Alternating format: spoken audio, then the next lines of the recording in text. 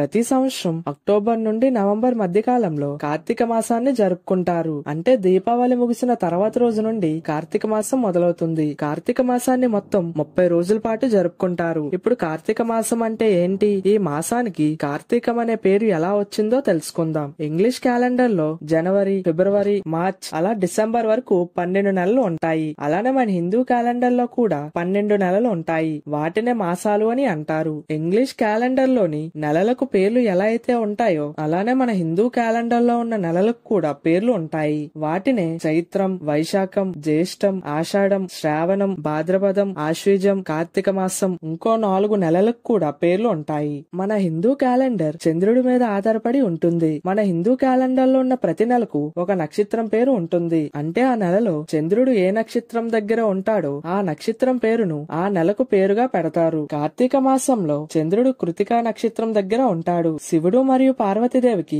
సుబ్రహ్మణ్య స్వామి జన్మించాడు. ఆయనను కృతికా నక్షత్రాలు అంటే 6 దేవకన్యలు పెంచారు. అలా ఆయనను కార్తికేయుడు అని కూడా అంటారు. అలా ఈ నెలను కార్తీక మాసం అని పిలుస్తున్నారు. ఇప్పుడు కార్తీక మాసం ఎలా మొదలైంది, ఈ మాసంలో శివుడు మరియు విష్ణువులిద్దరికి పూజలు ఎందుకు చేస్తారో తెలుసుకుందాం. పురాణాల ప్రకారం కార్తీక మాసం అనేది భగవంతుడికి ఇష్టమైన నెల. ఈ నెలలో చేసే ప్రతి పూజ, వెలిగించే ప్రతి దీపం, చేసే ప్రతి మంచి పని ఇతర నెలలతో పోలిస్తే 1000 రెట్ల ఫలితాన్ని ఇస్తుందని చెప్పబడింది. ఇప్పుడు కార్తీక మాసంలో జరిగిన కొన్ని సంఘటనల గురించి తెలుసుకుందాం. Story number 1. చాలా యుగాల క్రితం తారకాసురుడు అనే రాక్షసుడు ఉండేవాడు. ఆ రాక్షసుడిని శివుడు సంహరించాడు. అయితే తారకాసురుడికి 3 కుమారులు. వాళ్ళ పేర్లు తారకాక్షుడు, కమలాక్షుడు, విదునాల్ముడు. ఈ 3 కలిసి బ్రహ్మ కోసం ఘోరమైన తపస్సు చేశారు. వాళ్ళ తపస్సుకు మెచ్చిన బ్రహ్మ ప్రత్యక్షమై వరం కోరుకోమని అడుగుతాడు. అప్పుడు ఆ 3 రాక్షసులు మాకు 3 నగరాలు కావాలి అని అడుగుతారు. అలా ఆ 3 నగరాలు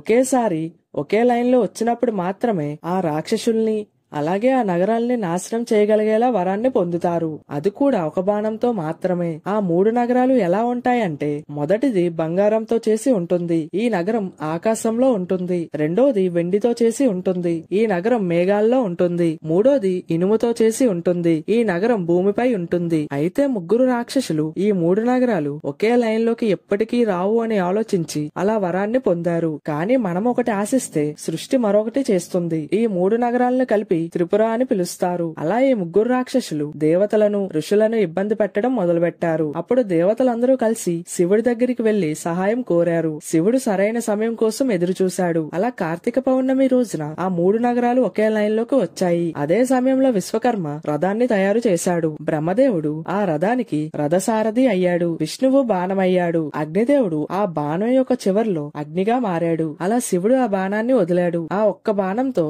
ఆ 3 నగరాలు నాశనం అయ్యాయి. ఆ నగరంలో ఉన్న 3 రాక్షసులు కూడా చనిపోయారు. అలా అప్పటి నుంచి శివుణ్ణి త్రిపురాంతకుడు అని పిలుస్తున్నారు. త్రిపురాంతకుడు అంటే 3 నగరాల్ని ధ్వంసం చేసిన వాడు అని అర్థం. ఈ కథ వల్ల మనకి కార్తీక పౌర్ణమి యొక్క గొప్పతనం గురించి తెలుస్తుంది. Story number 2. ఒక రోజు బ్రహ్మదేవుడు మరియు విష్ణువు వాళ్ళిద్దరిలో ఎవరు గొప్ప అనే వాదనను మొదలుపెట్టారు. ఈ వాదనను చూసిన శివుడు వాళ్ళ గర్వాన్ని అణచడానికి జ్యోతి స్తంభం రూపంలో ప్రత్యక్షమయ్యాడు. ఈ జ్యోతి స్తంభానికి మొదలు చివర అనేది ఉండదు. అయితే శివుడు బ్రహ్మదేవుణ్ణి ఈ స్తంభం యొక్క మొదటికి వెళ్లమంటాడు. విష్ణుమూర్తిని స్తంభం యొక్క చివరికి వెళ్లమంటాడు. అలా బ్రహ్మదేవుడు హంస రూపంలో పైకి ఎగురుతాడు. విష్ణువు పంది రూపంలో కిందకి తవ్వుకుంటూ వెళ్లాడు. అలా వీరిద్దరూ చాలా కాలం పాటు వెతికారు కానీ ఆ జ్యోతి స్తంభం యొక్క మొదలు చివర కనిపెట్టలేకపోయారు. అప్పుడే వాళ్ళిద్దరూ ఈ సృష్టి యొక్క పరమాత్మ శివుడే అని అర్థం చేసుకున్నారు. అలా అప్పటి నుంచి ఈ అగ్నిజ్యోతి రూపాన్ని కార్తీక దీపంగా ఆరాధిస్తారు. ప్రత్యేకంగా అరుణాచలంలో ప్రతి సంవత్సరం కార్తీక పౌర్ణమి రోజున పర్వతంపై పెద్ద దీపాన్ని వెలిగిస్తారు. ఈ స్టోరీ వల్ల మనకి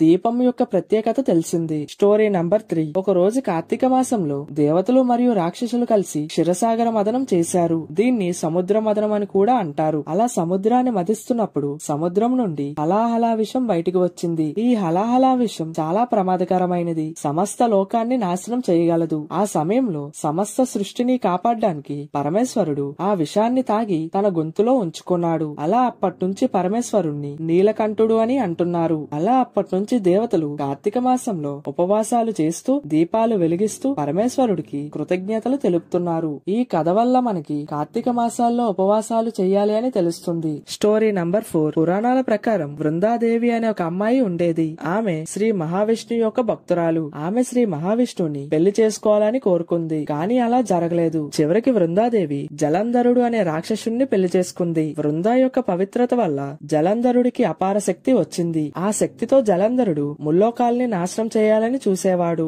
ఆ శక్తి తగ్గాలి అంటే బృందాదేవి జలంధరుడి పాదాలు తాకాలి. అలా శ్రీ మహావిష్ణువు జలంధరుడు రూపంలో వచ్చి బృందాదేవి ముందు నిలబడ్డాడు. అలా బృందాదేవి తన పాదాలను తాకుతుంది. పాదాలను తాకడం వల్ల జలంధరులో ఉన్న శక్తి మొత్తం పోతుంది. వెంటనే శివుడు జలంధరుణ్ణి సంహరించాడు. నిజం తెలుసుకున్న బృందాదేవి కోపంలో విష్ణుమూర్తిని నువ్వు శలిగ్రామంగా మారిపోతావని శపిస్తుంది. శలిగ్రామం అంటే రాయిగా మారిపోతాడని. అప్పుడు శ్రీ మహావిష్ణువు ఆ శాపాన్ని స్వీకరించి బృందాదేవిని నువ్వు తులసి మొక్కగా మారి ఎప్పటికీ పూజింపబడతావని ఆశీర్వదిస్తాడు. అలా అప్పటి నుంచి కార్తీక మాసంలో తులసి వివాహాన్ని జరుపుకుంటున్నారు. ఈ కథ వల్ల మనకి కార్తీక మాసంలో తులసి మొక్కకు పూజ చేయాలని తెలిసింది. ఇప్పుడు కార్తీక మాసాల్లో వచ్చే ఏకాదశి గురించి తెలుసుకుందాం. సర్వ సృష్టిని నడిపిస్తున్న దేవుడికి కూడా విశ్రాంతి సమయం ఉంటుంది. అందుకే ప్రతి సంవత్సరం ఆషాఢ శుక్ల ఏకాదశి రోజున శ్రీమన్నారాయణుడు యోగ నిద్రలోకి ప్రవేశిస్తాడు. దాన్నే తొలి ఏకాదశి అని కూడా అంటారు. అలా 4 నెలలు విష్ణుమూర్తి యోగ నిద్రలో ఉంటాడు. దీన్ని చతుర్మాసం అని కూడా అంటారు. అలా విష్ణుమూర్తి మళ్ళీ కార్తీక మాసంలో వచ్చే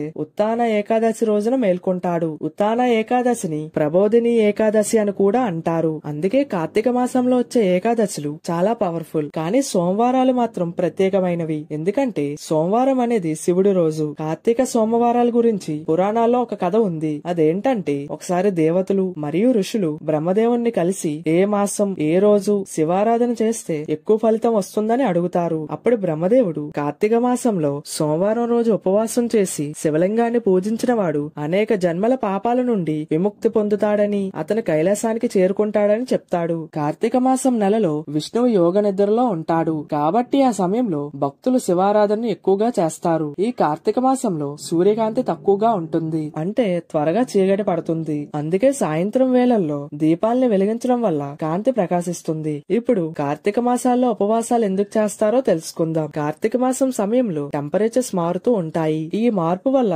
శరీరంలో జీర్ణ ప్రక్రియ శక్తి తగ్గుతుంది. అందుకే ఎక్కువగా తినకుండా కొంచెం తక్కువగా తినాలని చెప్తుంటారు. అలానే ఉపవాసాలు చేస్తే కడుపు ఖాళీగా ఉంటుంది, రక్తం శుభ్రమవుతుంది. అందుకే చాలా మంది కార్తీక మాసం సమయంలో ఉపవాసాలు చేస్తుంటారు. ఇప్పుడు కార్తీక మాసం సమయంలో నాన్ వెజ్ ఎందుకు తినరు, అలానే ఉల్లిపాయలు వెల్లుల్లి ఎందుకు తినరో తెలుసుకుందాం. పురాణాల ప్రకారం ఆహారం 3 రకాలుగా ఉంటుంది. మొదటిది సాత్వికం అంటే పాలు, పండ్లు, అన్నం. ఇవి మనసుకు శాంతిని ఇస్తాయి. రెండోది రాజసం అంటే మాంసాలు, కారాలు. ఇవి కోపాన్ని పెంచుతాయి. మూడోది తామసం అంటే మాంసం, మద్యం, ఉల్లిపాయ, వెల్లుల్లి. ఇవి మనసును పాడు చేస్తాయి. అందుకే కార్తీక మాసంలో మాంసం, ఉల్లిపాయ, వెల్లుల్లి తినడం మానేయడం వలన మన మనసు ప్రశాంతంగా ఉంటుంది. అలానే ఈ కాలంలో వాతావరణం చల్లగా ఉంటుంది. మాంసాహారం జీర్ణం కావడానికి చాలా ఎక్కువ సమయం పడుతుంది. అందుకే కార్తీక మాసం సమయంలో తేలికైన ఆహారం తీసుకోవడం ఆరోగ్యానికి మంచిది. ఇప్పుడు కార్తీక మాసంలోనే అయ్యప్ప మాలను ఎందుకు ధరిస్తారో తెలుసుకుందాం. ఈ కార్తీక మాసంలో భూమి, గాలి, నీరు, మన మనసు అన్ని శుభ్రంగా ఉంటాయి. అందుకే చాలా మంది అయ్యప్ప స్వామి మాలను ఈ నెలలోనే ధరిస్తారు. ఈ కార్తీక మాసంలో